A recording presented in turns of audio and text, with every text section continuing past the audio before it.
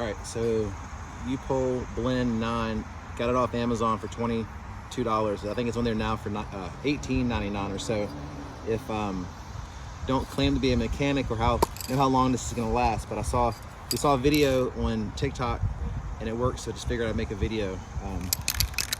So don't know any process or anything to it, but my daughter's car was done and it seems to have lasted about a week so far, so who knows how long it's actually gonna last.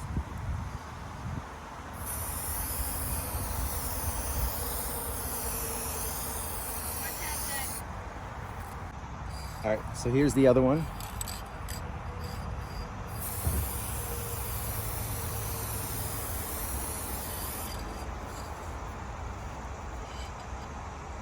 All right. Let me see what the other one looks like real quick. First one. There we go.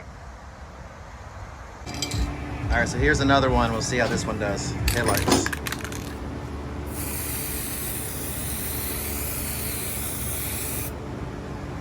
That one.